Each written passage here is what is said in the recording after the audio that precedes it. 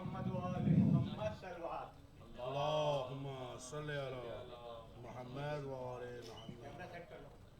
اللهم صل على محمد وآل محمد. اللهم صل على محمد وآل محمد. اللهم صل على محمد وآل محمد. بسم الله الرحمن الرحيم. عن جابر بن عبد الله الأنصاري أنه قال عن فاطمة الزهراء عليها السلام بنت رسول الله صلى الله عليه وآله قال سمعت فاطمة أنها قالت دخل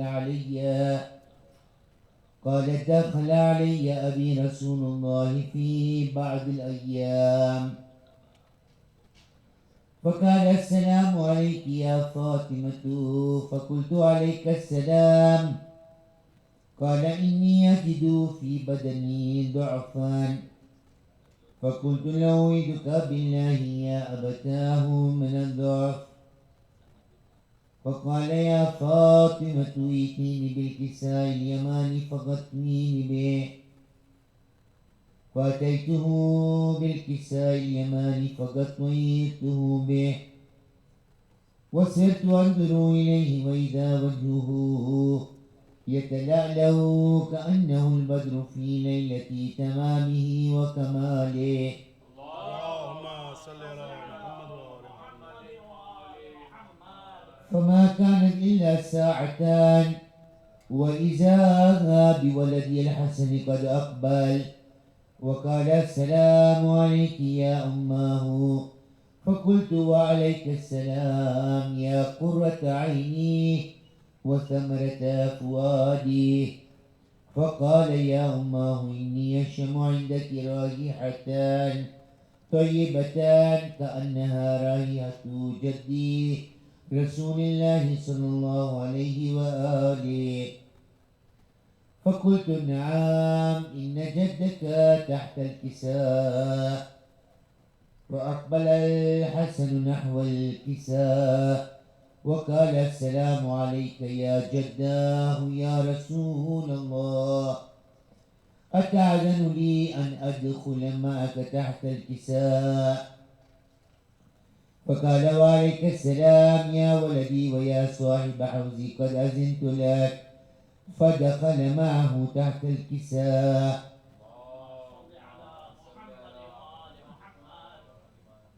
فما كان إلا ساعتان وإذا بولدي الحسين قد أقبل وقال السلام عليك يا أماه فقلت وعليك السلام يا ولدي ويا قرة عيني وثمرة فؤادي فقال لي يا أماه إني أشم عندك رائحتان طيبتان كأنها رائحة جدي رسول الله صلى الله عليه وآله فقلت نعم إن جدك وأخاك تحت الكساء فدنا الحسين نحو الكساء فقال السلام عليك يا جداه السلام عليك يا من اختاره الله أتعذن لي أن أكون معكما تحت الكساء فقال وعليك السلام يا ولدي ويا شافع أمتي قد أذنت لك فدخل معهما تحت الكساء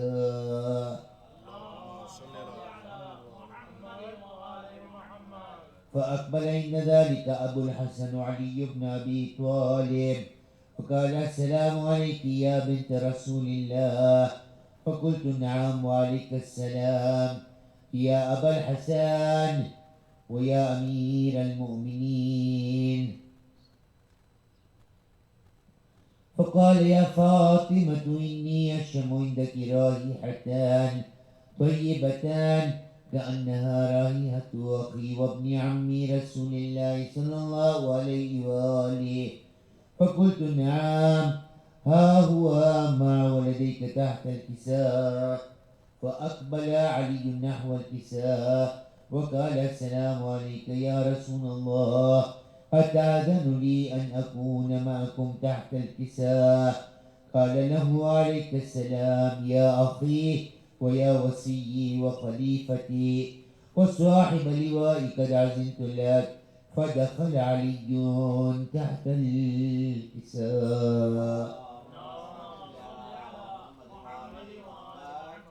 ثم أتيت نحو الكساء وقلت السلام عليك يا أبتاء يا رسول الله، أتأذن لي أن أكون معكم تحت الكساء؟ قال وعليك السلام يا بنتي ويا بضعتي، قد أذنت لك.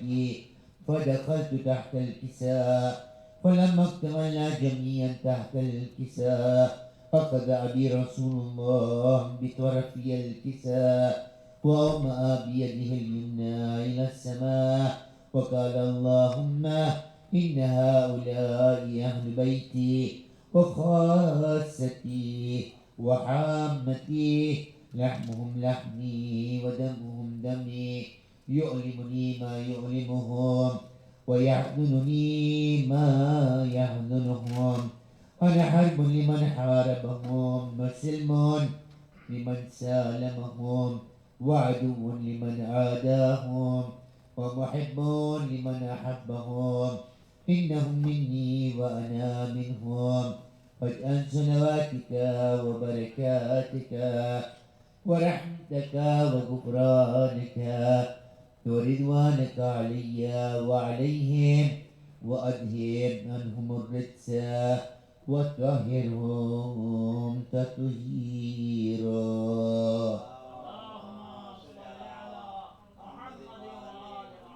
اللهم صل على محمد وآل محمد.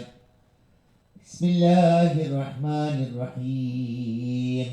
فقال الله عز وجل يا ملائكتي ويا سكان السماوات إني ما خلقت السماء مبنية ولا أرضا مدحية ولا قمرا منيرا ولا شمسا مضية ولا فلكا يدور ولا بحرا يجري ولا فلكا يسري إلا في محبة هؤلاء الخمسة الذين هم تحت الكساء. فقال الأمين جبرائيل يا ربي ومن تحت الكساء؟ فقال عز وجل هم أهل بيت النبوة ومعدن الرسالة، هم فاطمة وأبوها وبعلها وبنوها.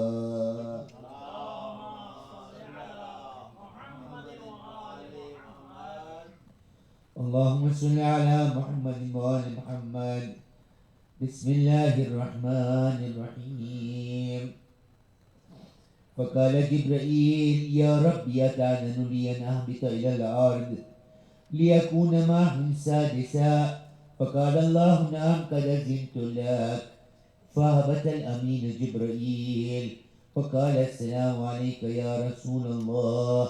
العلي الأعلى يقرئك السلام ويخصك بالتحية والإكرام ويقول لك وعزتي وجلالي إني ما خلقت السماء مبنية ولا أرضا مدحية ولا قمرا منيرا ولا شمسا مضية ولا فلكا يدور ولا بحرا يجري ولا فلكا يسري إلا لأجلكم ومحبتكم، وقد أذن لي أن أدخل معكم، فهل تأذن لي يا رسول الله؟ فقال رسول الله صلى الله عليه وآله وعليك السلام يا أمين وحي الله، إنه نعم قد أذنت لك. فدخل جبرائيل معنا تحت الكساء. فقال لأبي إن الله قد أوحى إليكم يقول إنما يريد الله ليذهب عنكم الرجس أهل البيت ويطهركم تطهيرا.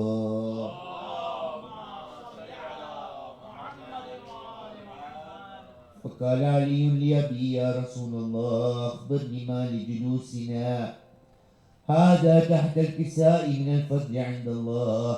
فقال النبي صلى الله عليه وآله والذي بعثني بالحق نبيا واصطفاني بالرسالة نجيا ما ذكر خبرنا هذا في محفل من محافل أهل الأرض وفيه جمع من شيعتنا ومحبينا إلا ونزلت عليهم الرحمة وحفت بهم الملائكة واستغفرت لهم إلى أن يتفرقوا. فقال علي إذ والله فزنا ففاز شيعتنا ورب الكعبة. فقال النبي صلى الله عليه وآله ثانيا يا علي والذي بعثني بالحق نبيا واصطفاني بالرسالة نجيا ما ذكر خبرنا هذا في محفل من محافل أهل الأرض وفيه جمع من شيعتنا ومحبينا وفيهم مهموم إلا وفرج الله همه ولا مغموم إلا وكشف الله غمه ولا طالبوا حاجة إلا وقضى الله حاجته. فقال علي إذا والله فزنا فسعدنا وكذلك شيعتنا فازوا وسعدوا في الدنيا والآخرة ورب الكعبة.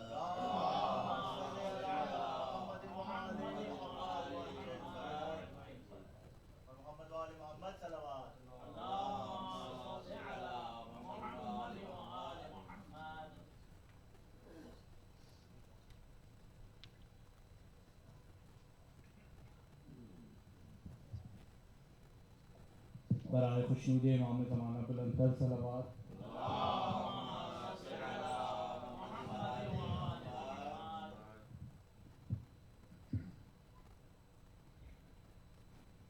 یہ رو کے بولی سکینہ بہت اداس ہوں میں. یہ رو کے بولی سکینہ بہت اداس ہوں میں. نہیں ہے باقا سینہ بہت اداس ہوں میں. ذرا سی روشنی کر دو کہ اس اندھیرے میں. ذرا سی روشنی کر دو کہ اس اندھیرے میں. محال ہے میرا جینا بہت اداس ہوں میں. میری بہن ہے وہاں پر کوئی خدا کے لیے. میری بہن ہے وہاں پر کوئی خدا کے لیے. دکھا دے مجھ کو مدینہ بہت اداس ہوں میں. یہ کیا ہوا میرے بابا کو اس محرم کا؟ یہ کیا ہوا میرے بابا کو اس محرم کا؟ ناراض یا مہینہ بہت اداس ہوں میں. سراج آتی ہے زنداں سے ایک صدا جیسے. سراج آتی ہے زنداں سے ایک صدا جیسے کہ کہہ رہی ہو سکینہ بہت اداس ہوں میں. یہ رو کے بولی سکینہ بہت اداس ہوں میں. بر محمد والے محمد صلی اللہ.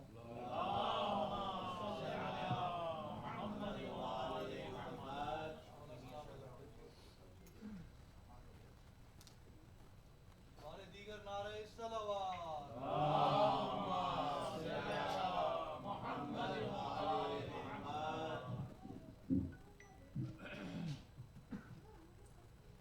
تاجیل امام زمانہ بلند تر صلوات.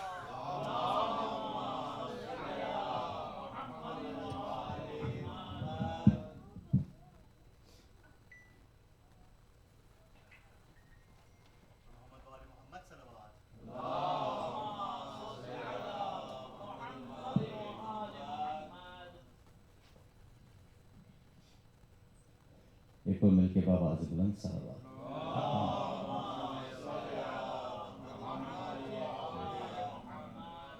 ایک ربائی، ایک سوز اور مرثی کی چندم پیش کروں گا. ایک اور بآواز بلند صلوات.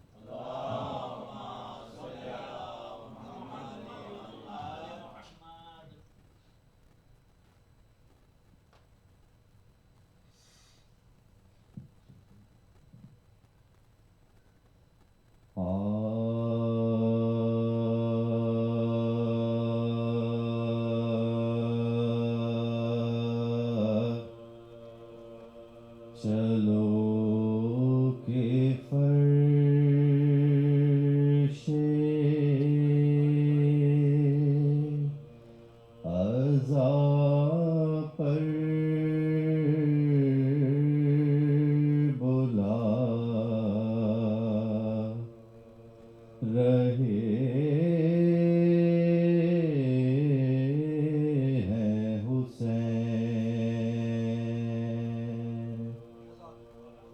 چلو کہ فرش عزا پر بلا رہے ہیں حسین. راج بگڑے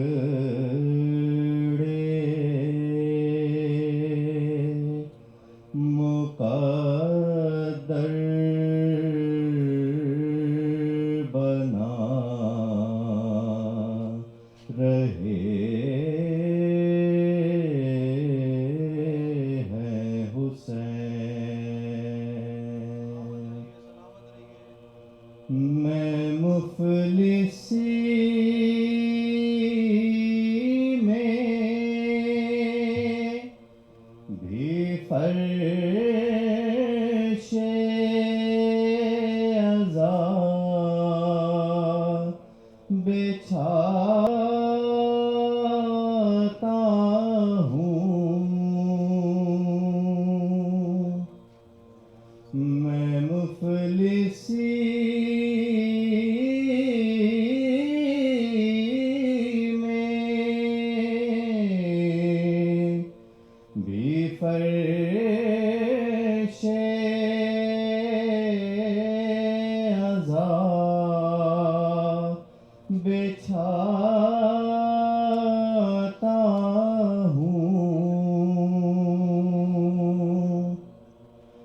خدا کا شکر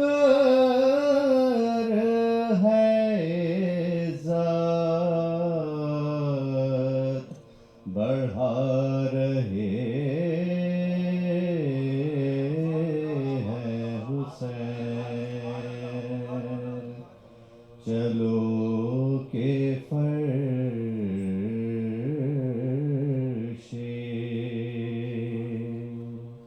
باری وسلم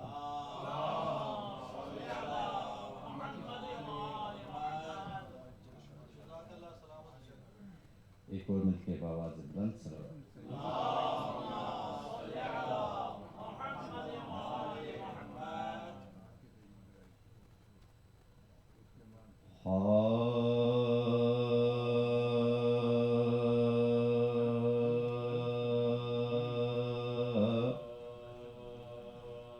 مسلم کے بے قرار ہیں بچے اندھیرے میں پھرتے ہیں آہ درد کے مارے اندھیرے میں ڈوبے ہیں زندگی کے سہارے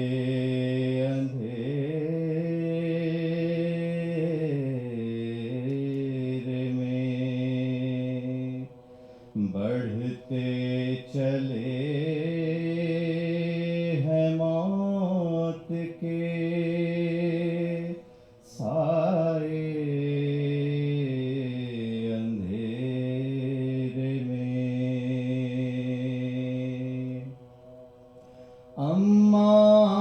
اماں ہے دور باپ کا سایہ بھی اٹھ گیا گھیرے ہے موت سینے میں دم ہائے گھٹ گیا مسلم کے بے قرار ہیں باری سلوات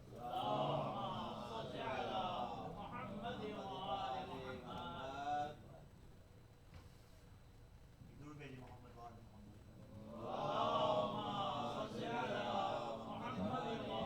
محمد ایک اور مل کے آواز بلند سلوات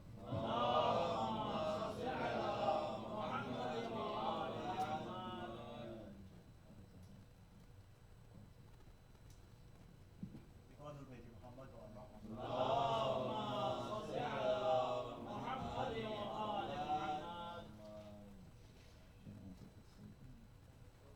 ہماری دیگر صلوات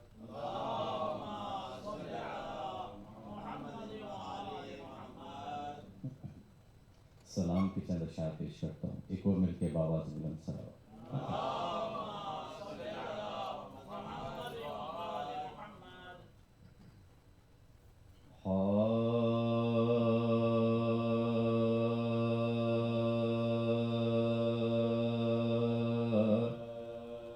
شاہوں کا تذکرہ ہے لشکر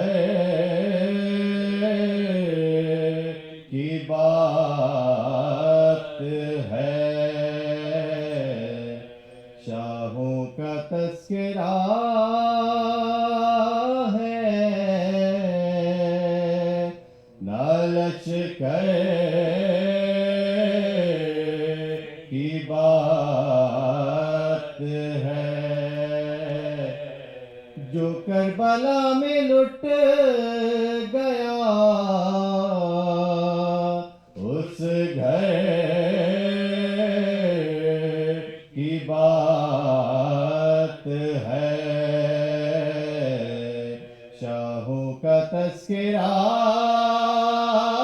ہے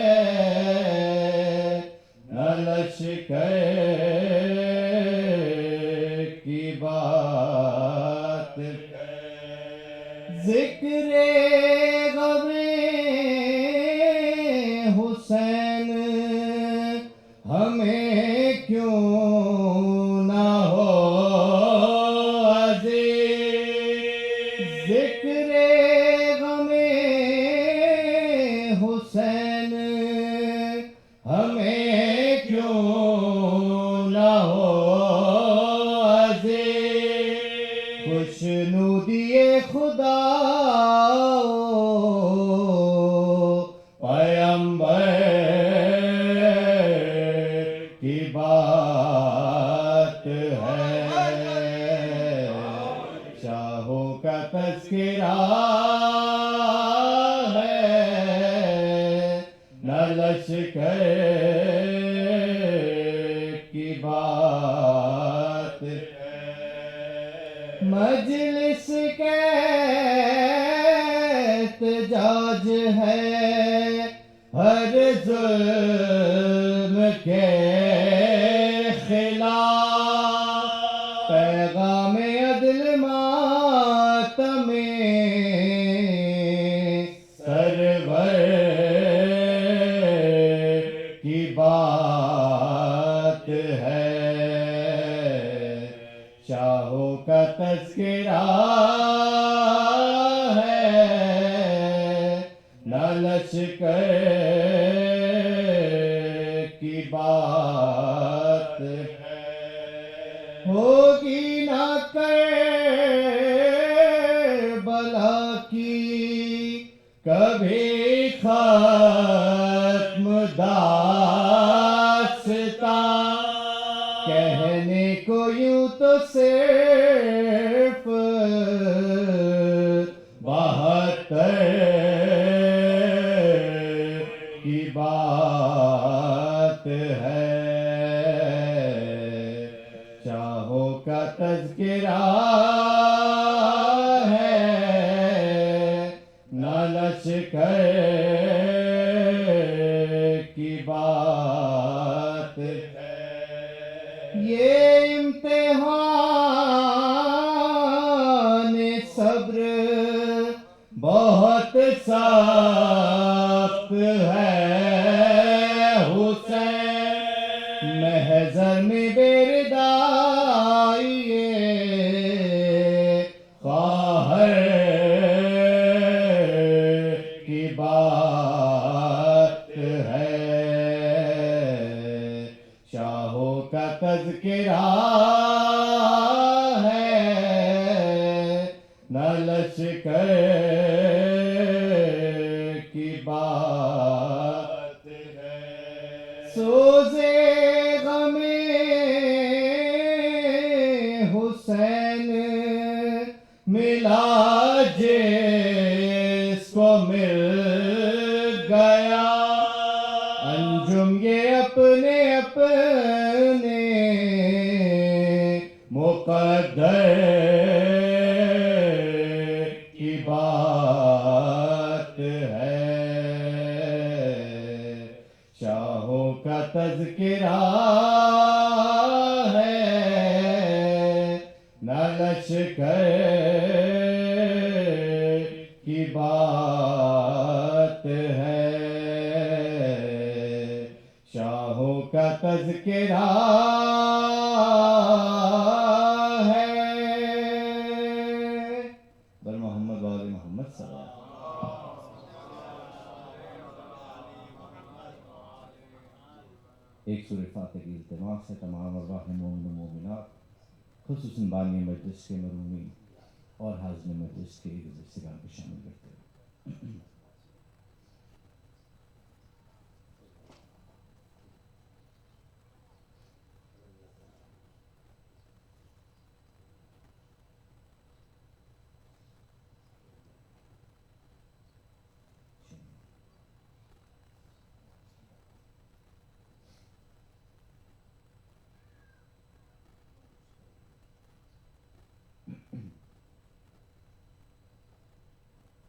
ایک مل کے باز بلند سلام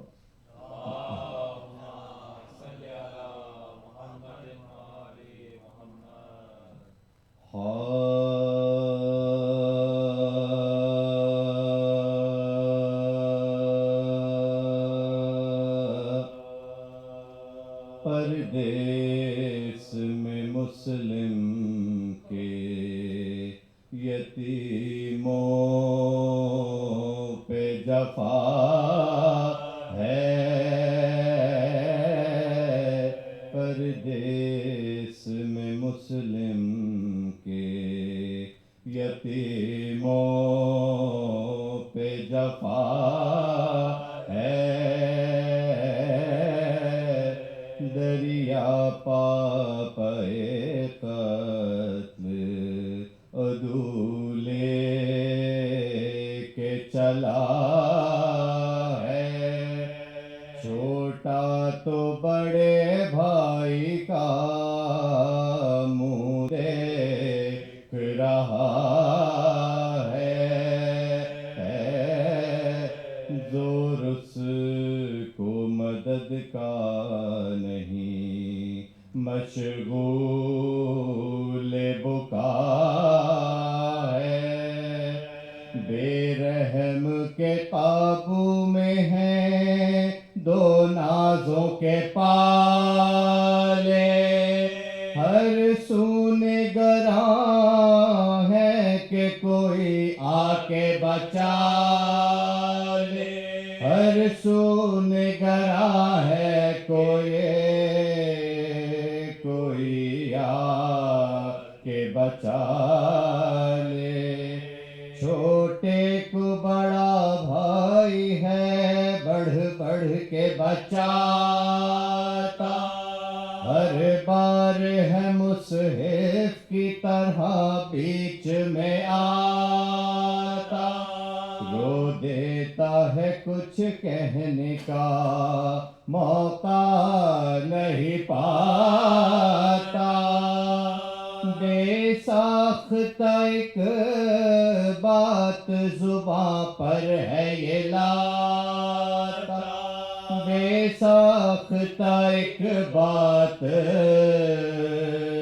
زباں پر ہے یہ لاتا، سن حال غریبوں کا خدا کے لیے دم لے، اب ہم تیرے گھر میں کبھی آئیں تو قسم لے، اب ہم تیرے گھر میں کبھی آئیں تو قسم لے، تو کور ہے ظالم نظر آئے تجھے کیوں کر لے، دیکھ نبی روتے ہیں دریا پا کھلے سر، یہ سن کے اٹھا حارث ملعون و ستم گر، ظالم نے کہا مجھ کو نہیں خوف پیام، ظالم نے کہا مجھ کو نہیں خوف پیامبر، ایک تیغ تلے دونوں برادر کو بٹھا کر، سر کاٹا بڑے بھائی کا چھوٹے کو دکھا کر، سر کاٹا بڑے بھائی کا چھوٹے کو دکھا کر، سر پاس رکھا لاش کو دریا میں بہایا، بھائی کے گلے کا جو لہو خاک پہ پایا، الفت سے برادر کا لہو جوش میں آیا، تب جوڑ کے ہاتھ اپنے یہ قاتل کو سنایا، اب جوڑ کے ہاتھ اپنے یہ قاتل کو سنایا، پوچھوں یہ لہو کرتے سے تلوار جھکا دے، لوٹوں بڑے بھائی کے لہو میں جو رضا دے، لوٹوں بڑے بھائی کے لہو میں جو رضا دے، ناگاہ غضب و طیش سے حارث یہ پکارا،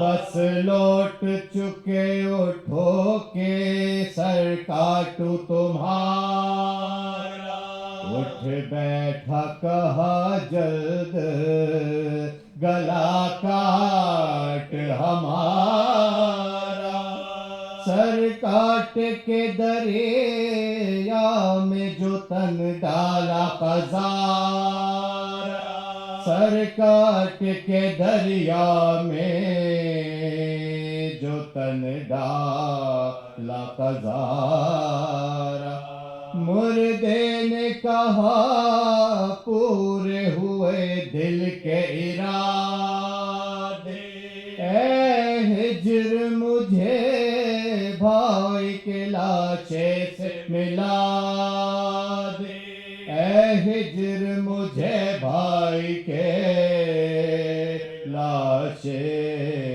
سے ملا دے، وہ لاش بھی تھا منتظر لاش برات، نہ غرق ہوا تھا نہ بہا تھا تن بے سر، اللہ کی قدرت سے وہ تھا پانی کے اوپر، اور ہائے اخی کہتا تھا ہر بار تڑپ کر، اور ہائے اخی کہتا تھا ہر بار تڑپ کر، بہہ کر جو کنارے سے یہ خونی کفن آیا، پھیلائے ہوئے ہاتھوں کو اس کا بدن آیا، پھیلائے ہوئے ہاتھوں کو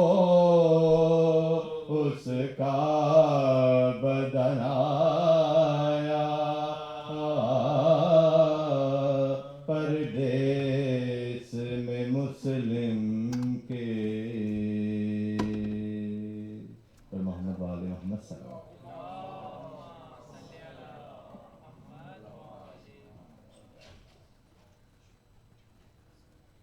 برائے خوشنودی امام زمان علیہ السلام بلند کر صلوات۔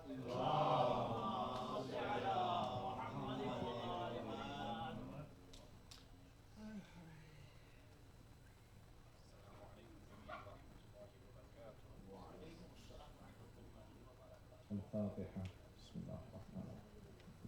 رب العالمين الرحمن الرحيم مالك يوم الدين، إياك نعبد وإياك نستعين، اهدنا الصراط المستقيم صراط الذين أنعمت عليهم غير المغضوب عليهم ولا الضالين. بسم الله الرحمن الرحيم. قل هو الله أحد الله الصمد لم يلد ولم يولد ولم يكن له كفوا أحد. بسم الله الرحمن الرحيم. قل هو الله أحد الله الصمد لم يلد ولم يولد ولم يكن له كفوا أحد. بسم الله الرحمن الرحيم.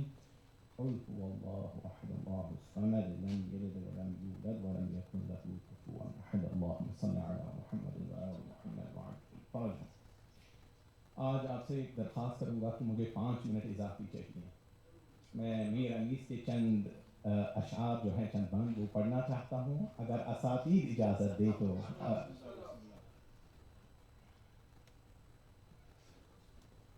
جب کربلا میں داخلہ شہ دین ہوا، دشت بلا نمونۂ خلد بری ہوا، سر جھک گیا فلک کا یہ اوج زمیں ہوا، خورشید محو حسن حسین حسین ہوا، پایا فروغ نیر دین کے ظہور سے، جنگل کو چاند لگ گئے زہرا کے نور سے، دشت وغا میں نور خدا کا ظہور ہوا، دشت وغا میں نور خدا کا ظہور ہے، ذروں میں روشنی تجلی طور ہے، ایک آفتاب رخ کی ضیا دور دور ہے، کوسوں زمین عکس سے دریائے نور ہے، اللہ رے حسن طبقے عنبر سرشت کا، میدان کربلا ہے نمونہ بہشت کا، ہے آب نہر صورت آئینہ جلوگر، تاباں ہے مثل چشمہ خورشید ہر بمر، لہریں بسان برق چمکتی ہیں سر بسر، پانی پر مچھلیوں کی ٹھہرتی نہیں نظر، یہ آب و تاب ہے کہ گہر آب آب ہیں، دریا تو آسماں ہیں ستارے حباب ہیں، صحرا پہ ہر طرف شہ دین نگاہ کی، سب تھم گئی سپاہ شہ کم سپاہ کی، فرمایا آج چھٹ گئے ایذاہ سے راہ کی، ہاں بس ہاں اب پسند کر لو جگہ خیمہ گاہ کی، آگے کہیں نہ جائیں گے اس ارض پاک سے، الفت ہماری خاک کو ہے یہاں کی خاک سے۔ ایک صلوات پڑھے محمد آلہ۔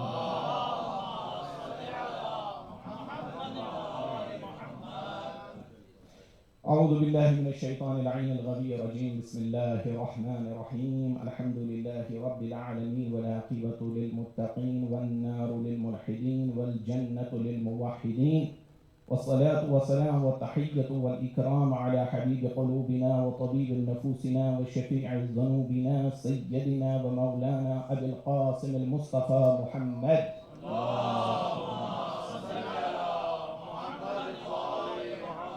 وعلى أهل بيته الطيبين الطاهرين المعصومين المنتجبين المنتخبين المظلومين، واللعنة الدائمة على أعدائهم ومنكري فضائلهم من ليلتنا هذه إلى قيام يوم الدين. أما بعد، فقد قال الله سبحانه وتعالى في كتابه المبين وهو أصدق الصادقين وقوله الحق: بسم الله الرحمن الرحيم، ومن يعظم شعائر الله فإنها من تقوى القلوب، صدق الله العلي العظيم۔ ایک صلوات پڑھے محمد آلہ۔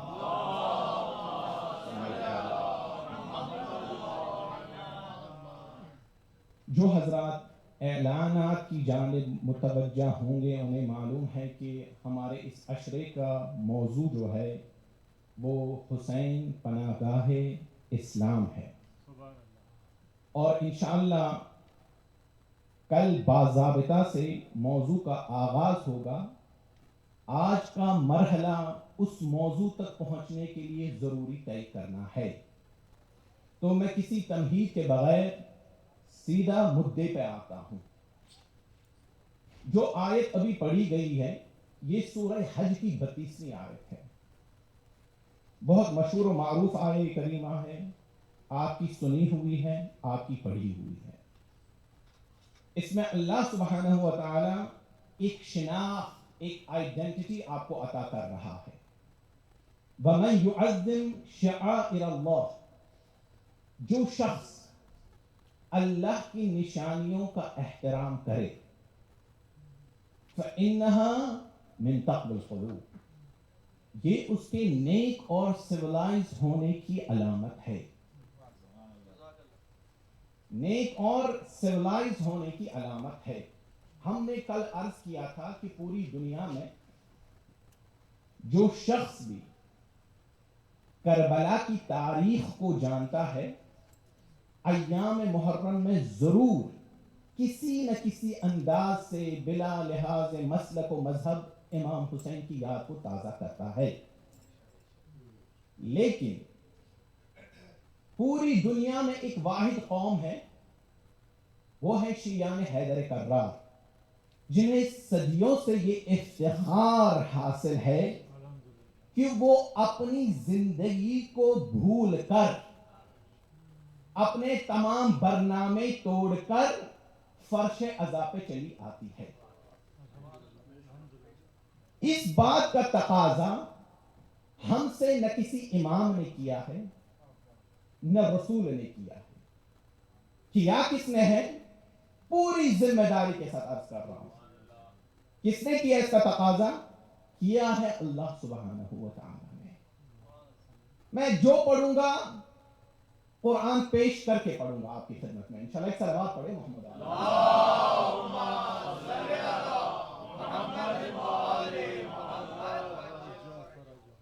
اللہ سبحانہ و تعالی ارشاد فرماتا ہے قُلْ لَا أَسْأَلُكُمْ عَلَيْهِ أَجْرًا إِلَّا الْمَوَدَّةَ فِي الْقُرْبَى. آپ سب کو یہ آیت حفظ ہے، لیکن آیت کے الفاظ پر غور کرنے کی ضرورت ہے. یہ رسول آپ کو حکم نہیں دے رہے، کیونکہ اگر رسول یہ کہتے کہ میرے رشتہ داروں سے محبت کرو، میری اولاد سے محبت کرو، تو رسول پہ یہ الزام آ جاتا کہ بھائی انسان ہے، انسان کے کچھ تمایلات ہوتے ہیں.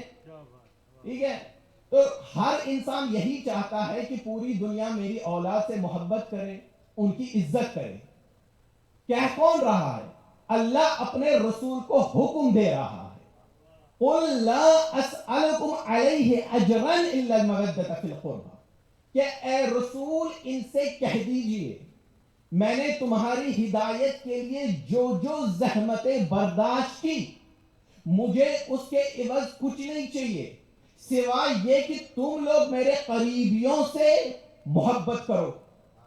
بھائی مجھے آج تک یہ بات سمجھ نہیں آئی کہ مسلمان اس آیت میں اور قُلْ هُوَ اللَّهُ أَحَدٌ والی آیت میں کیوں کر فرق کر بیٹھا ہے. وہاں بھی دستور اور حکم اللہ کا ہے قُلْ هُوَ اللَّهُ أَحَدٌ. اے رسول ان سے کہہ دیجئے کہ اللہ ایک ہے.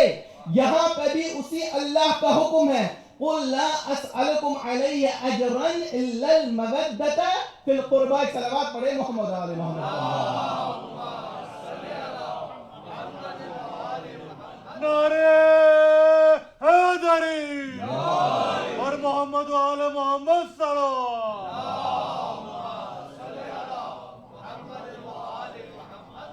اس مرحلے پہ رکے ہیں. دیکھیں محبت کے کچھ تقاضے ہوا کرتے ہیں جس کو الگ سے ثابت کرنے کی ضرورت نہیں. اگر آپ کسی ایتھیسٹ کے پاس بھی چلے جائیں اور وہ تقاضے اس کے سامنے بیان کریں، وہ آپ کے ساتھ 100% 100% ایگری کرے گا. وہ کہے گا بالکل تصدیق کرے گا آپ کی بات.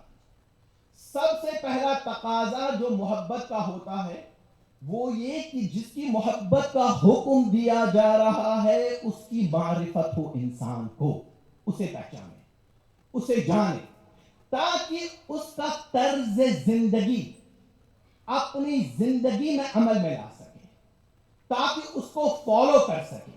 جب تک جانے گا نہیں تب تک محبت میں اضافہ بھی نہیں ہوگا. دیکھیں ہمارے پاس گزشتہ زمانے میں لوگ کتابیں پڑھا کرتے تھے. آج صرف ہمارے اماموں کو جاننے کے لیے ایک واحد ذریعہ ہے، وہ ہے منبر. اگر آپ لوگ مجلس میں آئیں، امام بارگاہ تک ڈرائیو کر کے آئیں، پھر بھی مجلس میں شامل نہ ہو، مجھے لگتا ہے کہ اس سے بڑی بدقسمتی اور کوئی ہو نہیں سکتی. یعنی یہ محرومیت ہے. اس انسان کو سوچنا چاہیے کہ جو امام باڑے تک ڈرائیو کر کے آیا ہے، ٹھیک ہے، میں آخر مجلس میں شامل ہو کیوں نہیں رہا، یہ توفیق مجھے مل کیوں نہیں رہی. اپنی جگہ سوچنے کی بات ہے یہ کہ اگر میں آیا ہوں، محنت کر کے ایک ایفرٹ کیا ہے میں مجلس میں شامل کیوں نہیں ہو رہا ہوں. ٹھیک ہے، جب تک ائمہ کو جانیں گے نہیں تب تک آپ کی محبت میں اضافہ نہیں ہوگا. تب تک آپ کو معلوم نہیں پڑے گا کہ ائمہ نے عبادت کیسے کی.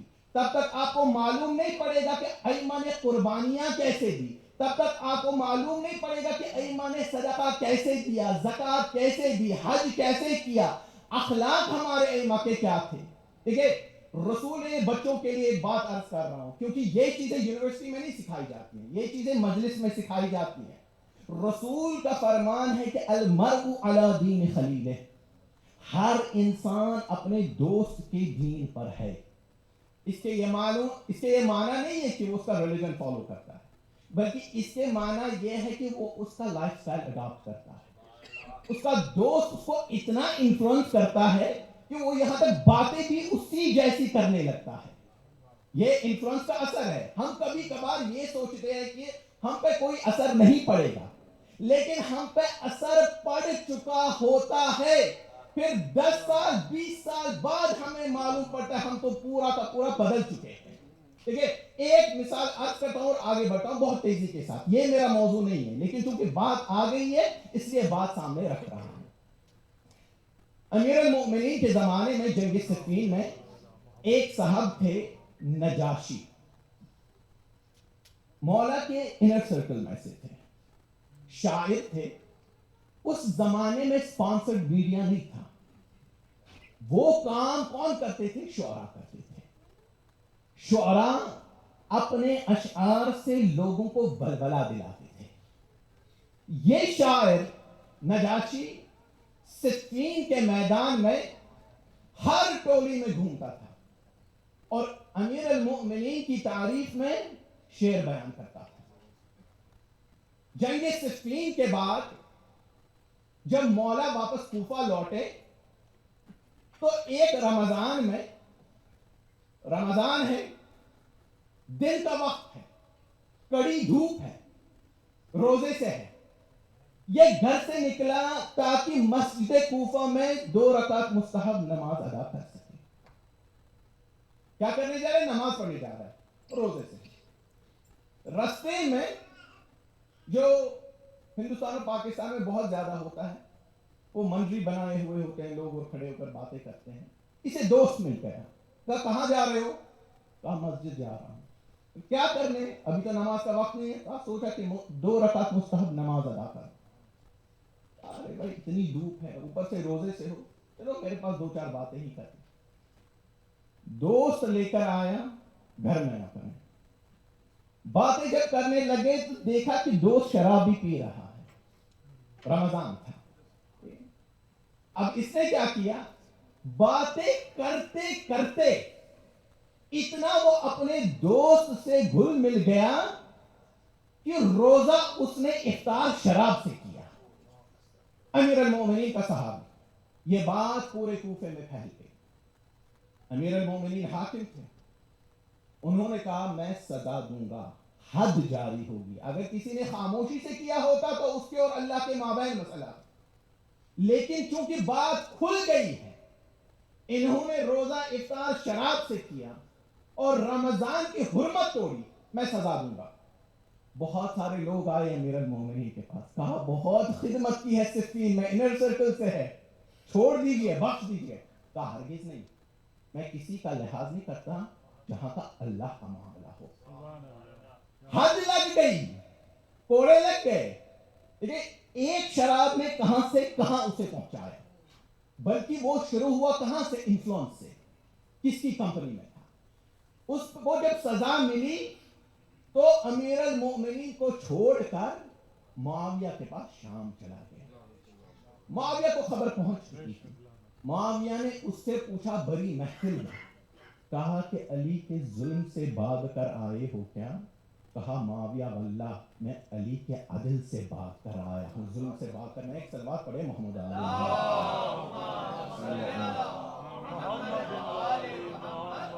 تو پہلا تقاضا محبت کا وہ یہ کہ جس سے محبت کی جائے اس کی معرفت ضروری ہے، واجب ہے. اسی لیے اماموں کو پہچاننا واجب ہے. دوسرا تقاضا محبت کا کہ جس سے محبت کی جائے اس کے دشمن سے نفرت ضروری ہے. اور ٹیم پہ لانا، پوری ٹیم پہ لانا. دیکھیے یہ ریشنالٹی کے خلاف ہے، عقل کے خلاف ہے کہ آپ یہ کہیں کہ میں جس سے محبت کرتا ہوں اس سے بھی محبت رکھنی ہے اور جو اس کا دشمن ہے اس سے بھی محبت کرنی ہے. یہ کاملاً دین کے خلاف بھی ہے اور عقل کے خلاف بھی ہے. عشق محبت یعنی مقتول یا ہمدردی مقتول سے بھی، اور یعنی اقبال کا مشہور کلام ہے یہ، ٹھیک ہے. یہ بالکل جس ملک میں ہم رہ رہے ہیں کئی سارے پیرنٹس ہاں ہمارے پاس آتے ہیں، بلکہ میں نے ان سے بھی ایک زمانے میں کہا تھا، کہتے کہ یہاں کے مدرسوں میں، یہاں کے اسکولز میں یہ سکھاتے ہیں کہ ہر ایک سے محبت کرنی چاہیے، ٹھیک ہے نا. میں نے پلٹ کر کہا کہ ان سے کہہ دو اسکول میں، کیا ہٹلر سے بھی محبت کرنا سکھلاؤ گے؟ نہیں سکھایا. Evil must be hated. اللہ سبحانہ و تعالیٰ نے یہ فیکلٹیز ہم میں خالق کی ہے، محبت اور نفرت، جس کو صحیح جگہ استعمال کرنا ہے. یہ سمجھ رہے بات کو؟ A friend to all is a friend to none. آپ ہر کسی کے دوست نہیں بن سکتے. تیسرا تقاضا جو محبت کا ہے وہ یہ ہے کہ جس سے محبت کی جائے اس کے غم میں غم اور اس کی خوشی میں خوشی کا اظہار لازمی ہے. تو اب مجھے اتنا کہنے کا اختیار حاصل ہے کہ یہ عزاداری رسم نہیں ہے، عزاداری عبادت ہے، کیونکہ اللہ نے اس کا تقاضا کیا ہے. اللہ کسی رسم کا تقاضا نہیں کرتا بلکہ عبادت کا تقاضا کرتا ہے. وَمَا خَلَقْتُ الْجِنَّ وَالْإِنسَ إِلَّا لِيَعْبُدُونِ. میں نے جن و انس کو خلق نہیں کیا مگر یہ کہ وہ میری عبادت کرے. صلوات پڑھے محمد علیہ وسلم. دیکھیے مسلمانوں میں ایک اختلافی مسئلہ جو ابھر کر، پہلے اختلافی نہیں تھا، جو بعد میں ابھر کر سامنے آیا، وہ یہ ہے کہ کیا ہم اللہ یا اس کے چنندہ بندوں سے منسوب جو چیزیں اس دنیا میں ہے، کیا ہم ان سے برکت حاصل کر سکتے ہیں یا نہیں کر سکتے؟ یا آپ کو مثال دے کر سمجھاؤں، ہم میں بہت رائج ہے کہ ہم علم اٹھاتے ہیں، شبیہ اٹھاتے ہیں، تابوت اٹھاتے ہیں.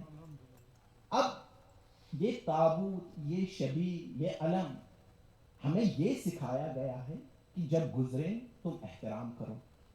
بھائی احترام ہی نہیں بلکہ آگے بڑھو، ہاتھ پھیرو اور وہ ہاتھ اپنے منہ پہ پھیرو. سوال یہ ہے کیا یہ واقعی یعنی کوئی ایسا عمل ہے جو ہمیں شریعت نے سکھایا ہے؟ کیا واقعی اس کا کوئی فائدہ بھی ہے؟ یا کیا کوئی قرآن کو ماننے والا، ایمان والا یہ عمل انجام دے سکتا ہے؟ یا کوئی سویلائز بندہ، پڑھا لکھا بندہ، کیا وہ یہ کام کرے گا؟ یا یہ کہ یہ صرف ہمیں ایک رائج رسم ہے، صرف ہندوستان اور پاکستان کے لیے مخصوص ہے، جو امریکہ میں پیدا ہوئے ہیں، ہارورڈ گریجویٹ ہیں، ان کے لیے یہ باتیں نہیں ہیں. دیکھیے تمام مسلمان ماں سوائے ایک فرنج گروپ جنہیں سلفی کہا جاتا ہے یا جنہیں ہم وہابی کہتے ہیں، وہ خیر اس سے اختلاف رکھتے ہیں، لیکن باقی تمام مسلمانوں کا عقیدہ ہے کہ اللہ سے منسوب جتنی بھی چیزیں روئے زمین پر ہیں یا اس کے صالح بندے جو ہیں ان سے منسوب چیزیں، ان سے آپ تبرک حاصل کر سکتے ہیں. بلکہ تبرک ہی نہیں، جب آپ تبرک حاصل کرتے ہیں it forms a positive impact on your life. اس کا مثبت اثر آپ کی زندگی پر ہوتا ہے. ایک صاحب نے مجھ سے بیان کیا کہ میں مکے میں تھا، میں نے ایک دیکھے پاکستانی بھائی غلاف کعبہ کو چھو رہے تھے، ہاتھ پھیر رہے تھے، اس کے بعد اپنے منہ پہ پھیر رہے تھے. تو وہ پولیس والا آیا، اس نے کہا یہ شرک کر رہے ہو، یہ کیا کر رہے ہو؟ تو اس نے کہا کیا کروں؟ اپنی ٹوٹی پھوٹی زبان میں کہا اللہ سے یعنی تبرک حاصل کرو. تو وہ ہوا میں ہاتھ لہرا رہا تھا، کہہ رہا تھا کہ اللہ سے آخر کیسے کیا جائے، یہ تبرک حاصل کی جائے. یہ واقعات بتلاتے ہیں کہ مسلمانوں کو یہ کانسیپٹ سمجھ نہیں آیا ہے. 1921 میں سعودی عرب میں ایک کانفرنس ہوئی جس میں عالم اسلام کے بڑے بڑے علماء کو دعوت دی گئی، اس میں شیعہ علماء کو بھی دعوت دی گئی. اس میں ہمارے ایک بہت بڑے مرجع، بہت بڑے عالم دین آیت اللہ سید عبدالحسین شرف الدین لبنان سے پہنچے، وہ اس کانفرنس میں شریک ہوئے. وہ واحد شیعہ عالم ہیں جس نے اس سعودی حکومت کے دوران کعبے میں نماز جماعت پڑھائی ہے. کعبے میں وہ واحد ہے. 1921 کی بات ہے. عبدالعزیز آل سعود اس وقت بادشاہ تھے. اس کے دستور سے ہوا کیا؟ ہوا یہ کہ وہ بڑی محفل میں قرآن کا ایک نسخہ بادشاہ کے پاس لے کر گئے بطور ہدیہ. بادشاہ نے جب دیکھا کہ قرآن آ رہا ہے وہ احترام میں کھڑا ہوا اور اس نے قرآن کو چوما. اب آیت اللہ سید شرف الدین شیعہ ٹھہرے, اس نے وہیں پر اس کو پکڑ لیا, کہا کہ بھائی یہ شرک کر رہے ہو, چمڑے کی جلد ہے اس کو چوم رہے ہو. بادشاہ نے کہا میرا مقصد اس چمڑے کو چومنا نہیں ہے بلکہ کلام الہی کو چومنا ہے.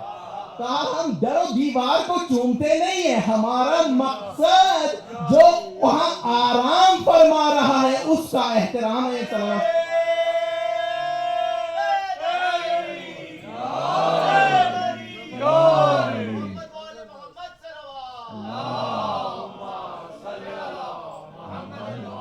لبیک یا حسین, لبیک یا حسین, اور محمد والے محمد صلوات.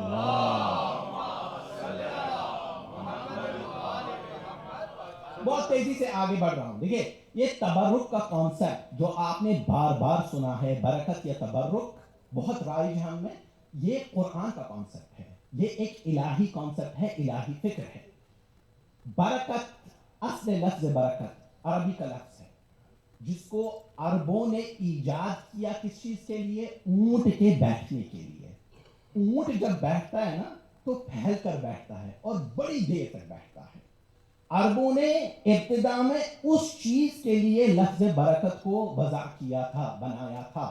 آج بھی آپ اگر مدینہ جائیں گے تو وہاں پہ ایک مقام ہے جس کو کہتے ہیں مبرق ناقہ, جہاں پہ رسول اللہ کا اونٹ پہلی دفعہ ہجرت کے وقت بیٹھا.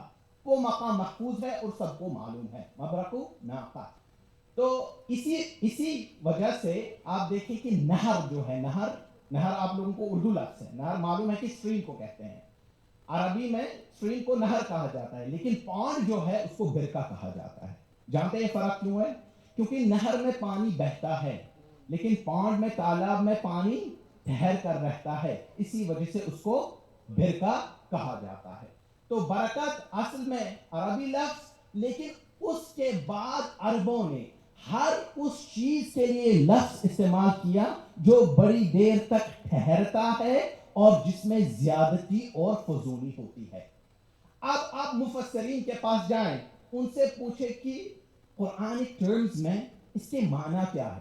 وہ آپ کو ایک ڈیفینیشن دیتے ہیں. وہ کہتے ہیں کہ ہی ثبوت الخیر الالہی فی الشیء مع الاستمرار, کہ برکت کے معنی یہ ہے کہ کسی چیز میں اللہ کا خیر کنٹینیوٹی کے ساتھ پایا جائے, مسلسل تسلسل کے ساتھ پایا جائے. اسی وجہ سے آپ کیا کہتے ہیں جب آپ کو مبارکبادی دینی ہوتی ہے کسی کو؟ ہم سب دیتے تو ہیں, عید کی مبارک دیتے ہیں, ٹھیک ہے نا, مبارکبادی, لیکن اکثر لوگوں کو معلوم نہیں ہوگا کہ آخر معنی کیا ہے اس کے. معنی اس کے یہ ہے کہ عید کی خوشی تمہارے ساتھ ہمیشہ کے لیے ٹھہر جائے.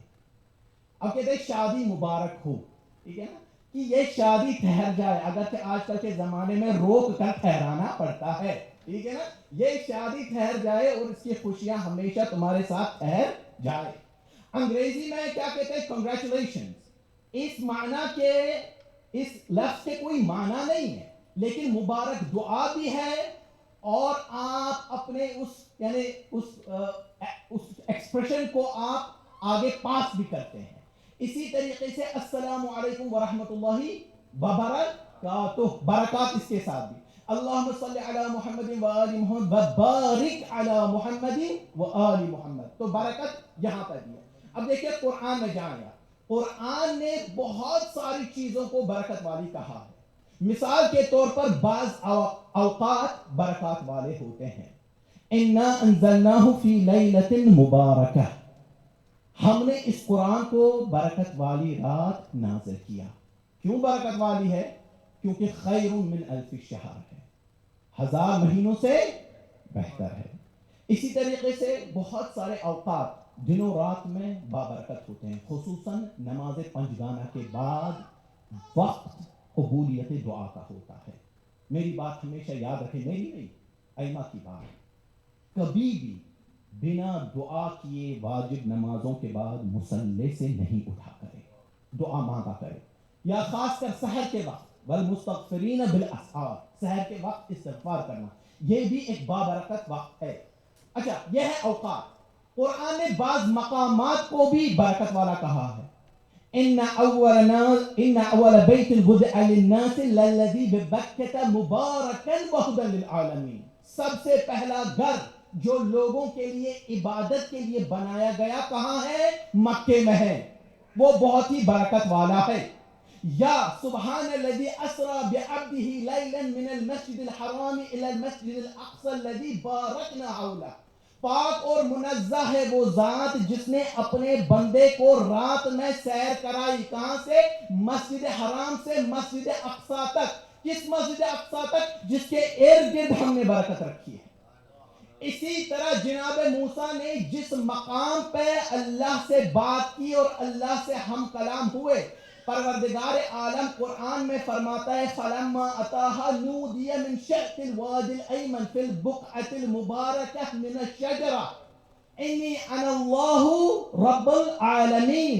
کہ جب موسیٰ اس وادی میں آئے تو داہنی طرف پیڑ سے ایک ندا آئی کہ اے موسیٰ یا موسیٰ، اے موسیٰ میں ہوں جو عالمین کا پالنے والا ہوں. یہاں اس بقعے کو، اس مقام کو بھی برکت والا اللہ نے قرار دیا ہے. اسی طرح جناب نوح کو اللہ سبحانہ و تعالی نے سکھلایا، اور جب بھی آپ سفر پہ جائیں ہمیشہ یہ پڑھا کریں قُلْ رَبِّ أَنزِلْنِي مُنزَلًا مبارکاً. اے میرے، یعنی کہہ دیجئے اے نوح کہ مجھے مبارک منزل پہ اتار. ٹھیک ہے، یہ ہے مقامات. اسی طرح اللہ سبحانہ و تعالی نے بعض لوگوں کو مبارک کہا ہے قرآن میں، جن میں ایک جناب عیسیٰ ہے. تو وَجَعَلَنِي مُبَارَكًا أَيْنَمَا كُنْتُ، اور اللہ نے مجھے مبارک برکت والا قرار دیا ہے جہاں پہ بھی میں چلا جاؤں.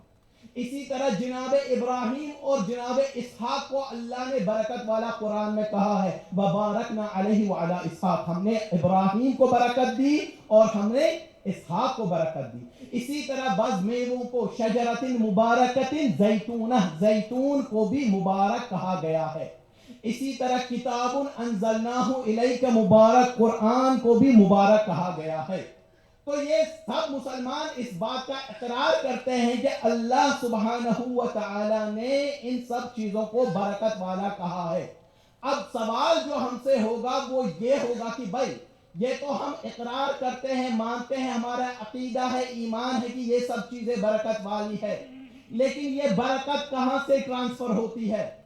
ہم نے تو کہیں نہ قرآن میں دیکھا ہے نہ حدیث میں دیکھا ہے کہ آپ برکت والی چیز پہ ہاتھ پھیریں تو برکت جو ہے آپ میں بھی آ جاتی ہے یا اس کا امپیکٹ آپ میں آتا ہے. تو ہم قرآن کا ہی سہارا لیں گے، ہم قرآن ہی پڑھیں گے. وَلَمَّا فَصَلَتِ الْعِيرُ قَالَ أَبُوهُمْ إِنِّي لَأَجِدُ رِيحَ يُوسُفَ إِلَّا أَن تُفَدُّونِي.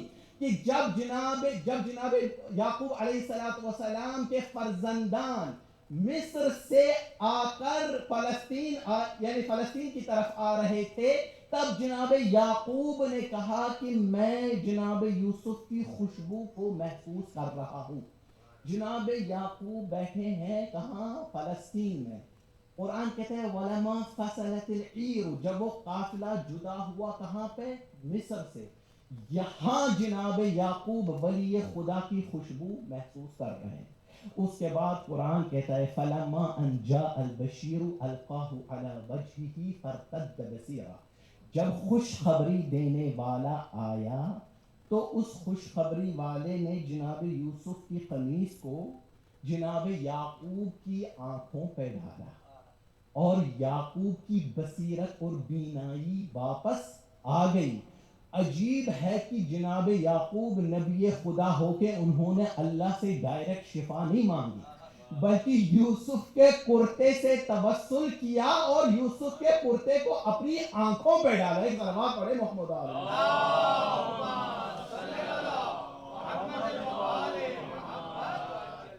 یہ ایک آیت ہے.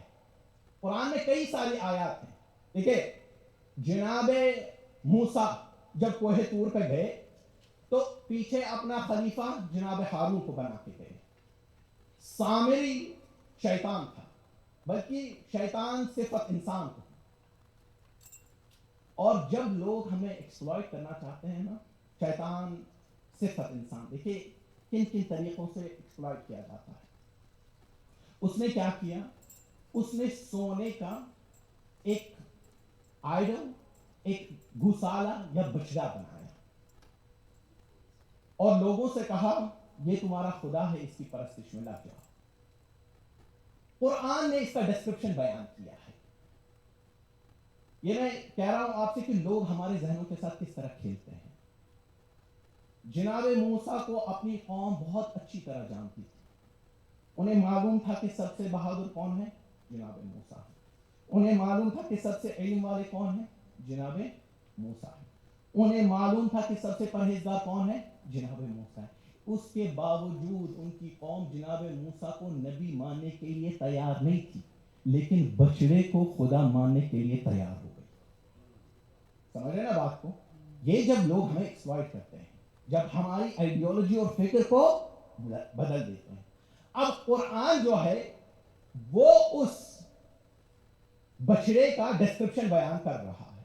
फअखरज लहुम जसदन इजलन जसदन लहू खुवार, कि सामरी ने उनके लिए बछड़े का एक कालिब बनाया जिससे आवाज आ रही थी, लहू खुवार, जिससे आवाज आ रही थी। अब जनाब मूसा जब वापस आए, और यहां पर ये बात कहते हैं, उन्होंने पहले हारून को छोड़ा और उसके बाद बुत परस्ती में लग गए। जब खलीफा और वक्त के इमाम को छोड़ा जाए तब आपके लिए बईद ने आप कुछ भी कर सकते हैं। समझ रहे बात को? आप कुछ भी कर सकते हैं। तो यहां पे जब जनाब मूसा वापस आए, वो भी शेष पंच में पड़ गए कि आखिर ये आवाज कैसे आ रही है। ये कुरान के अल्फाज हैं। कुरान कहता है कि जनाब मूसा सामरी के पास आए, कहा फमा खत्बुका या सामरी, तुम्हारा ये खेल है क्या आखिर, बता दो। या हमारी जबान में ये जुगाड़ कौन सा लगा है तुमने कि ये इस इजल से जो है, इस गौशाले से जो है आवाज आ रही है। परेशान हो गए। जानते क्या कहा सामरी ने? सामरी ने कहा काल बसुरतु बिमा लम यबसुरु बिह फक़बज़तु क़ब्ज़तन मिन असर रसूल फनबज़तुहा।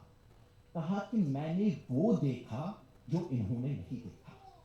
मैंने अल्लाह के फरिश्तादा जो था, अल्लाह का भेजा हुआ रसूल जो था, उसके घोड़े के नअल के नीचे से खाक उठाई, ठीक है, उस खाक को इस बछड़े के बुत में डाल दिया। ये आवाज इसी वजह से आ रही। अब आप जाएं अहले सुन्नत और शियों की तफसीरें उठाकर देखें, ठीक है ना।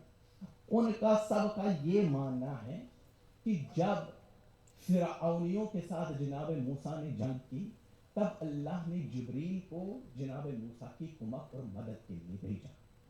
जनाब जिब्रील इंसानी शक्ल सूरत में घोड़े पर सवार थे। सामरी ने देखा कि वो घोड़े पर सवार है। उनके घोड़े के नअल के नीचे से मट्टी उठाई।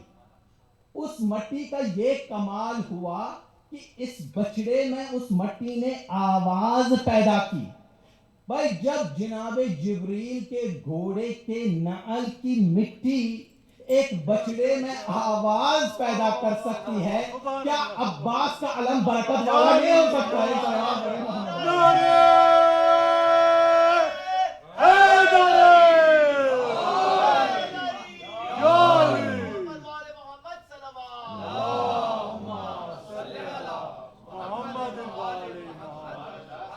ये सरीह कुरान है, सरीह कुरान। आप जब हज करते हैं, जो भी आप वाजिबात वहां अदा करते हैं, चाहे आप सफा और मरवा पे दौड़ते हैं, चाहे आप तवाफ करते हैं, चाहे कुर्बानी करते हैं, या चाहे 3 शैतानों का वक्त 3 ही है, 3 शैतानों को पत्थर मारते हैं, ये क्या, ये सब सिंबॉलिक है।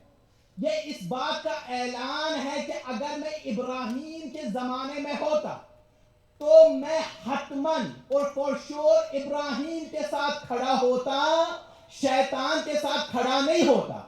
तो आज जब आप आजादारी करते हैं और हुसैन के साथ हमदर्दी करते हैं, दुनिया में आप ये ऐलान करते हैं कि मैं अगर उस वक्त होता तो हुसैन की रिकाब में होता, यजीद के साथ नहीं होता। एक सलावत पढ़े मोहम्मद।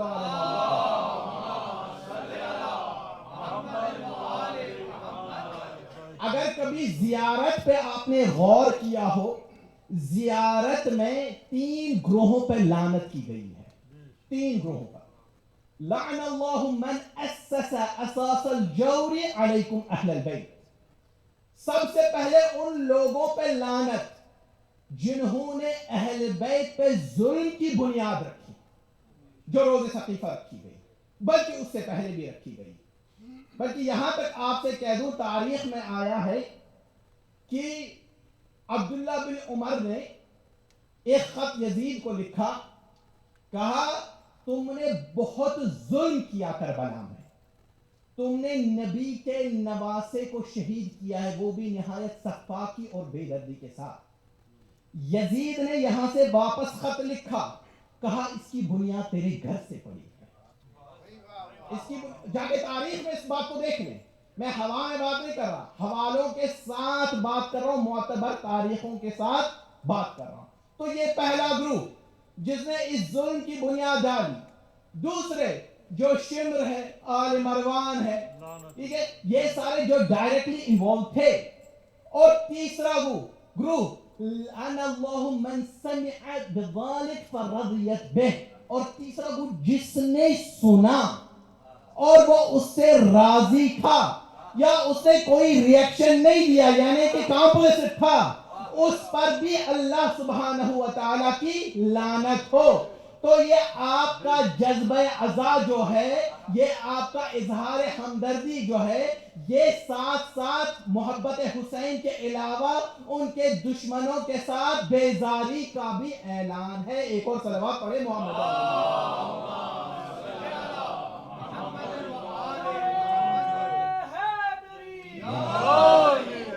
مجھے معلوم ہے میرا وقت تمام ہو چکا ہے، بس 5 منٹ اور انشاءاللہ اور مجلس تمام. اب آتی ہے بات مہذب اقوام کی، جو تہذیب یافتہ اقوام ہے. کہ کبھی کبھی ہمارے بچوں کو یا جوانوں کو یا خاص کر اس جنریشن کو جو یہاں پیدا ہوئی اور یہاں انہوں نے پڑھا لکھا، انہیں یہ نہ لگے کہ عزاداری ہمیں پیچھے لے کے جا رہی. یہ بات ہمیشہ یاد رکھے، تہذیب یافتہ قوموں کی، پڑھے لکھے قوموں کی ایک علامت ہوا کرتی ہے. وہ علامت یہ ہے کہ کبھی اپنے بزرگوں کی قربانی کو نہیں بھولتی. ہم امریکہ میں رہتے ہیں، امریکہ ہر سال کسی نہ کسی شخص کی مناسبت سے ہمیں چھٹی بھی دے دیتا ہے. فیڈرل چھٹی ہوتی ہے. یہ چھٹیاں مفت نہیں ہوتی ہیں، سرکار کو اس کا خمیازہ بھگتنا پڑتا ہے. تنخواہیں مفت دینی پڑتی ہے، چھٹی میں پیسہ لگتا ہے، لیکن وہ خرچہ برداشت کرتے ہیں اپنے بزرگوں کی یاد زندہ رکھنے کے لیے. یہی تو اسی طریقے سے تو آپ کسی بھی، بلکہ یہاں تک رکتے نہیں ہیں، کسی بھی یونیورسٹی میں چلے جائیں، وہ ان بزرگوں کے جو ہے، جو بھی جس نے بھی کوئی خدمت کی ہو، ان کے تو نام تک پیوست ہوتے ہیں یونیورسٹیز میں. ان کی یادیں منائی جاتی ہیں، ان کا تذکرہ نصاب میں داخل کیا جاتا ہے، باقاعدہ پڑھایا جاتا ہے. رونا کوئی فیمنن علامت نہیں ہے، رونے سے انسان کا دل زندہ ہو جاتا ہے. آپ اگر آج یونیورسٹی آف یوٹا چلے جائیں، وہاں پہ ٹرائی کلازٹس بنائی گئی، جہاں پہ وہ اپنے اسٹوڈنٹس کو بھیجتے ہیں، کہتے ہیں جا کے رو لو تاکہ تم لوگوں کا سٹریس ریلیز ہو جائے، تاکہ تم زندہ ہو جاؤ، ریجووینیٹ ہو سکو. ہمیں یہ درس کہاں سے؟ ابتدا سے ہی اس مکتب میں مل چکا ہے. کیوں؟ کیونکہ رونے میں انسان کی کیفیت ایسی ہو جاتی ہے کہ دل ٹوٹ جاتا ہے، اور ٹوٹنے والے دلوں میں خدا بستا ہے، خدا رہتا ہے. اور یہی وہ کیفیت ہے کہ جب انسان بدل جاتا ہے، جب انسان گناہ کو چھوڑ کر اچھائی کی راستے کی طرف آ سکتا ہے. میں آپ کو ایک مثال پیش کرتا ہوں اور اس کے بعد مجلس جو ہے تمام ہے. یہ دیکھیں، یہ پانی جو ہے، اگر اس میں نجاست گر جائے تو پانی کا کیا ہوگا؟ نجس ہو جائے گا. لیکن اگر یہی پانی میں دریا میں بہاؤں تو کیا دریا نجس ہو جائے گا؟ یہ پانی کیا ہوگا؟ پاک ہو جائے گا.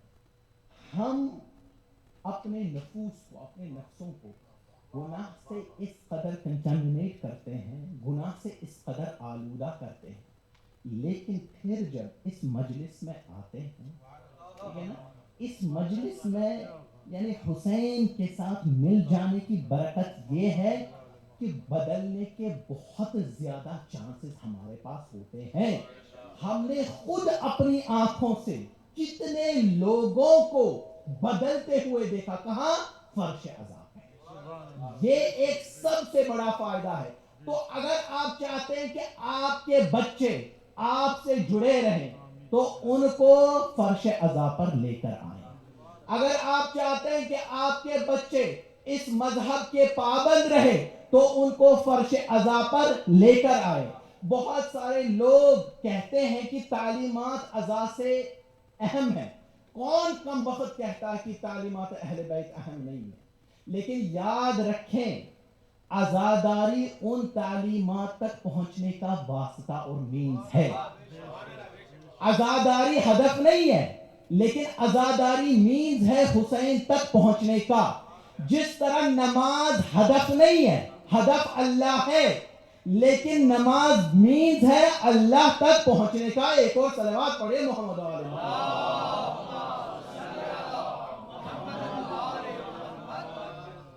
آپ حضرات نے سید رضی کا نام سنا ہوگا جو نہج البلاغہ کے کمپائلر ہیں، جنہوں نے نہج البلاغہ کو کمپائل کیا. ان کے ایک بڑے بھائی بھی تھے سید مرتضیٰ. دونوں بہت بڑے عالم تھے. دونوں نے مذہب تشیع کا دفاع جو کیا ہے وہ سنہری حروف میں لکھنے کے قابل ہے. عراق میں ایک رسم رائج ہے، ایک عادت رائج ہے کہ شب جمعہ ہر طرف سے لوگ کربلا جاتے ہیں زیارت کے لیے. یہ پہلے سے ہی یہ دستور چلا آ رہا. یہ سید مرتضیٰ بڑے بھائی تھے، وہ بھی آتے تھے ہر شب جمعہ. لیکن سید رضی کو کبھی نہیں دیکھا گیا کہ وہ شب جمعہ کربلا زیارت کے لیے جائیں. لوگ اعتراض کرتے تھے کہ شرمناک اور افسوسناک نہیں ہے کہ پوری دنیا جاتی ہے، آپ کے بڑے بھائی جاتے ہیں، آپ عالم ہیں، فاضل ہیں، اولاد حسین سے ہیں، آپ نہیں جاتے؟ پھر کیا کہتے تھے؟ کہتے اگر جاؤں گا میں مر جاؤں گا. لیکن آخر پہ سید رضی گئے کربلا. جب کربلا گئے انہوں نے کربلا میں ایک مرثیہ کہا. داخل ہوتے ہی آج بھی وہ مرثیہ عراقی نوحے میں پڑھتے ہیں، بلکہ آپ کو وہ مرثیہ امام حسین کے حرم میں بھی لکھا ہوا دکھائی دے گا. کربلا ما زلت کربا وعلا ما لقی عندک آل المصطفیٰ، کہ اے سرزمین کربلا تو اب تک بدلی نہیں ہے، تو وہی دشت بلا ہے جہاں ہر طرف سے مصائب ہی مصائب نظر آتے ہیں. آل مصطفیٰ نے تیری سرزمین پہ کیا کیا مصیبتیں نہ دیکھی. آج حسین ابن علی کی آمد کربلا ہے. ایک زمانہ تھا حسین جب مدینہ سے چلے تھے، تاریخ بیان کرتی ہے کہ رات کے سناٹے میں امام نے مدینے سے چلنے کا فیصلہ کیا تھا. امام سفر کے انتظامات کا جائزہ لینے میں مشغول تھے. راوی کہتا ہے کہ میں دیکھ رہا تھا بنی ہاشم کے جوان امام کے ارد گرد آس پاس بڑے احترام میں ان کا حکم اور فرمان سن رہے ہیں اور اس پر عمل کر رہے ہیں. حسین تشریف فرما تھے، لیکن میں نے دیکھا اتنی دیر میں ایک نقاب پوش بیوی گھر سے برآمد ہوئی اور حسین ابن علی اپنے مسند سے فوراً اٹھ کھڑے ہو گئے. تب مجھے احساس ہوا کہ معاملہ کچھ خاص ہے. حسین کھڑے ہو جائیں بھلا کس کے لیے؟ میں نے کسی سے پوچھا کہ یہ بی بی آخر ہے کون جن کے احترام میں حسین کھڑے؟ مجھے کہا گیا کہ وہ دختر علی. ایک مدینے کا وقت ہے، ایک آج کربلا کا وقت ہے. کربلا میں جب حسین رکے ہیں نا تو کسی کو بلا کر پوچھا کہ اس سرزمین کا نام کیا ہے؟ حسین سے کہا گیا غازریہ. اب کیا اس سرزمین کا اور کوئی بھی نام ہے؟ کہا گیا شط فرات. پوچھا کیا اور کوئی نام ہے؟ کہا گیا کربلا.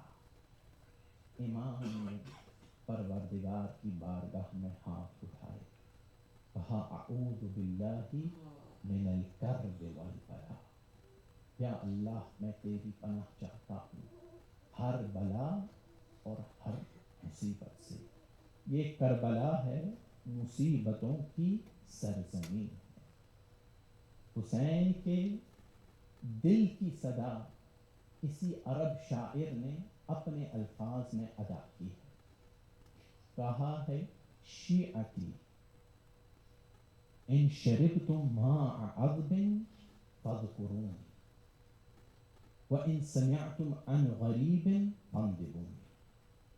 کہ اے میرے شیعو، جب کبھی ٹھنڈا پانی پیا کرو تو حسین کو ضرور یاد کرنا، یا جب کبھی سنو یا دیکھو کہ کسی غریب کی موت ہو چکی ہے تو مجھ غریب کو یاد کرنا. میں قسم کھا کے کہتا ہوں، واللہ و باللہ و تاللہ، یہ شرعی قسمیں ہیں. میں جب کبھی کبھار کسی مومن کا انتقال ہو جاتا ہے اور ہم غسل دے کے جب مقبرے کی طرف اس کو لے کر جاتے ہیں تو میں نے دیکھا کہ غیر مسلمان تک احترام کرتے ہیں، لیکن حسین کے لاشے کا احترام نہ کیا گیا. حسین کا احترام نہ کیا گیا. میر مونس نے حسین کے تمام مسائل کا خلاصہ صرف ایک شعر میں کیا ہے. آپ اس کو سنیے. عباس مر گئے، علی اکبر جدا ہوا، کسی نے ہم سے یہ نہ پوچھا کہ کیا ہوا. یہ حسین کی تنہائی کا عالم ہے. سب سے ادنا سی چیز ہم میں اگر کوئی ایک دوسرے سے پوچھتا ہے وہ یہ ہے کہ کیا ہوا. یہ وہی سرزمین کربلا ہے جہاں حسین کے لاشے کو پامال کیا گیا. یہ وہی سرزمین کربلا ہے کہ جہاں کے کانٹوں کو حسین نے اپنے ہاتھوں سے چنا ہے. جانتے ہیں نا شب عاشور جب حسین نے ایک رات کی مہلت مانگی تھی کہ میں عبادت کروں گا، مجھے تلاوت قرآن پسند ہے، تو رات کے گھپ اندھیرے میں جب کسی صحابی نے دیکھا حسین ابن علی زمین کربلا سے کانٹے چن رہے ہیں تو سامنے آیا، ہاتھ جوڑ کے مولا سے پوچھا، مولا آپ نے تو کہا تھا کہ میں عبادت میں رات بسر کروں گا. مولا کے آنکھوں سے آنسوں کا سیلاب جاری ہوا. کہا سن میرے وفادار صحابی، کل جب میں مارا جاؤں گا، ان خیام پہ حملہ ہوگا، میری بہنیں، میری بیٹیاں ننگے پیر، میں نہیں چاہتا میری بیٹیوں کو، میری بہنوں کو کسی قسم کی بھی کوئی تکلیف ہو. میں کہوں گا اے مولا ابھی تو آپ ہیں، لیکن 11 محرم کو جب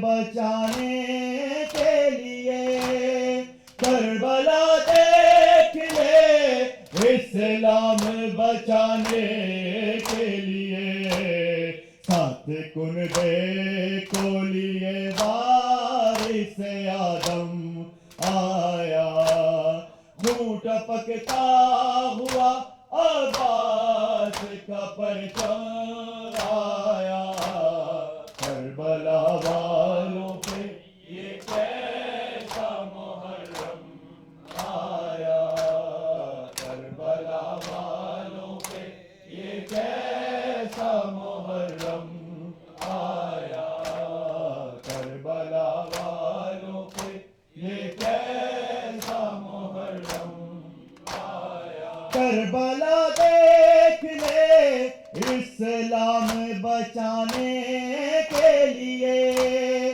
کربلا دیکھ لے اسلام بچانے کے لیے سات کنبے کو لیے وارث آدم آیا خون ٹپکتا ہوا عباس کا پرچم آیا کربلا والوں پہ یہ کیسا محرم آیا کربلا والوں پہ یہ کیسا محرم آیا کربلا والوں پہ یہ کیسا محرم آیا ظالموں اس کو تو دو بوند پلا دو پانی ظالموں اس کو تو دو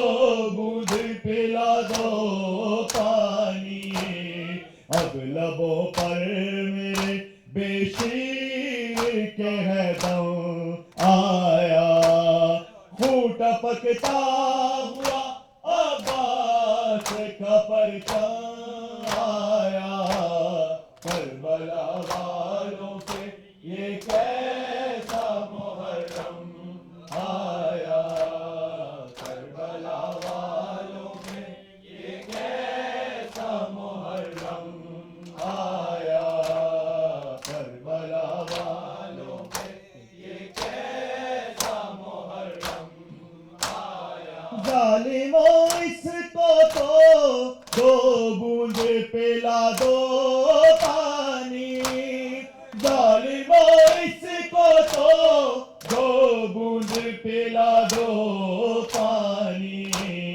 اب لبوں پر میرے بے شیر کا ہے دم آیا خون ٹپکتا ہوا عباس کا پرچم آیا کربلا والوں پہ یہ کیسا محرم آیا کربلا والوں پہ یہ کیسا محرم آیا کربلا والوں پہ یہ کیسا محرم آیا سارے موسم تو گزر جاتے ہیں آ کر لیکن سارے موسم تو گزر جاتے ہیں آ کر لیکن بس ہمیشہ کے لیے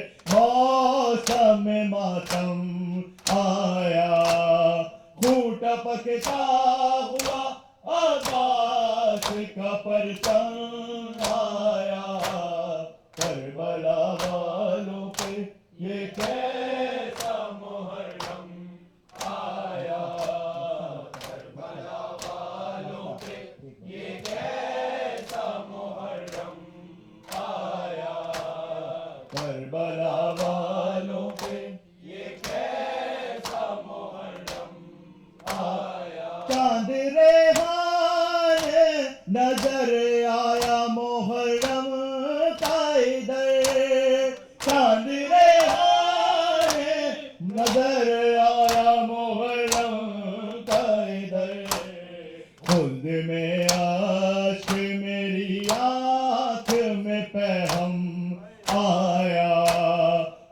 टपकता हुआ अब्बास का परचम आया, करबला वालों पे ये कैसा मुहर्रम आया, करबला वालों पे ये कैसा मुहर्रम आया।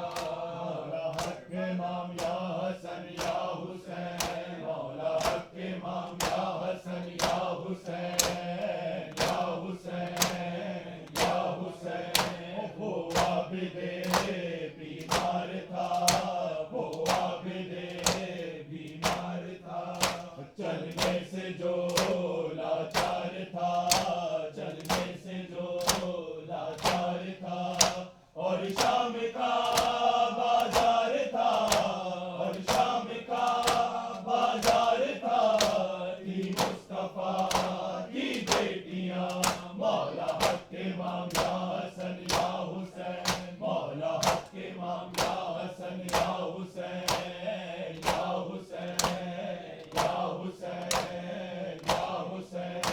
शब्बीर की वो लाडली, शब्बीर की वो लाडली, सीने पे जो शाखे पली, सीने पे जो शाखे पली, जिसकी अबारन में जली, जिसकी अबारन में जली, मुंह पर तमाचों के निशान, मौला हक इमाम या हसन या हुसैन, मौला हक इमाम या हसन या हुसैन, या हुसैन, या हुसैन।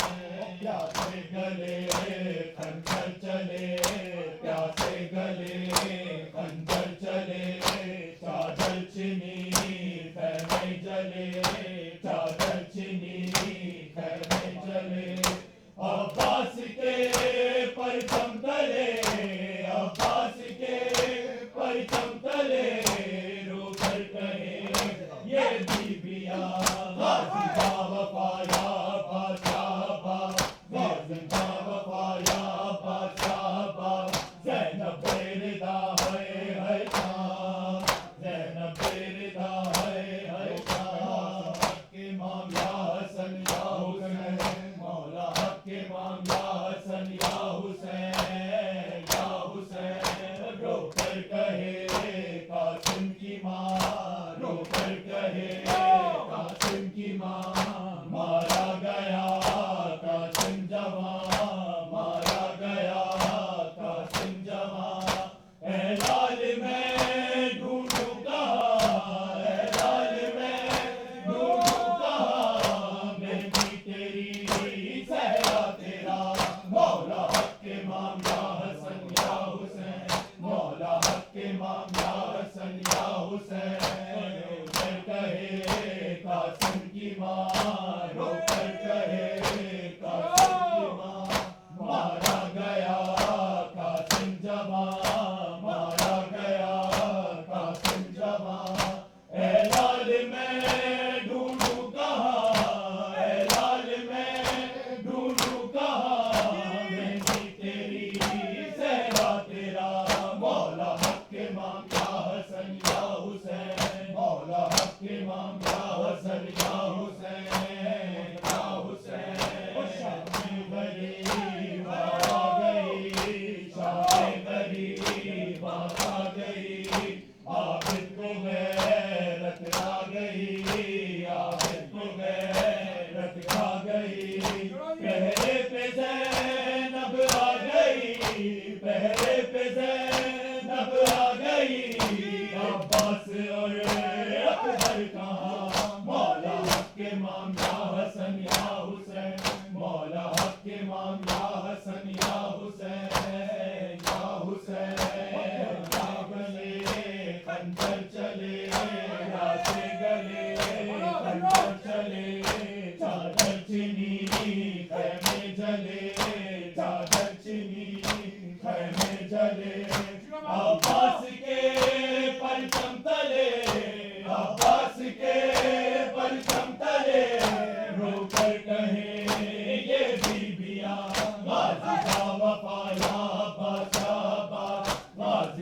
وفا یا عباس یا عباس زینب رضا ہے شام زینب رضا ہے شام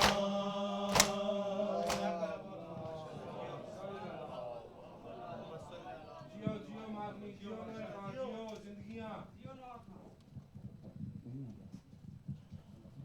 السلام عليك يا رسول الله يا خاتم النبيين السلام عليك يا أمير المؤمنين يا سيد الوصيين السلام عليك يا فاطمة الزهراء سيدة نساء العالمين السلام عليك يا أبا محمد الحسن بن علي أيها الزكي الناصح الأمين السلام عليك يا أبا عبد الله الحسين بن علي أيها الغريب المظلوم الشهيد بكربلاء السلام عليكم يا أصحاب الحسين السلام عليكم يا أنصار الحسين السلام عليكم يا أزواج الحسين السلام عليكم يا ذريات الحسين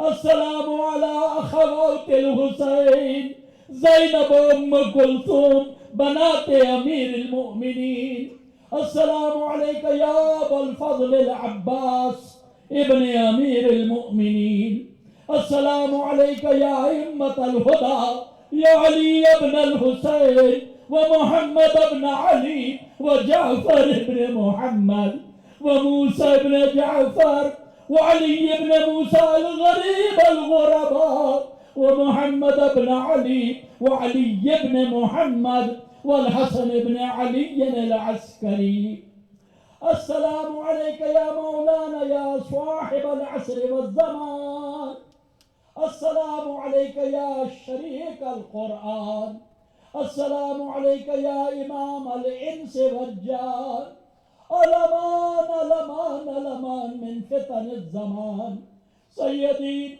عجل الله تعالى فرجك وسهل الله مخرجك وظهورك وجعلنا من عوانك وأنصارك ورحمة الله وبركاته. صل على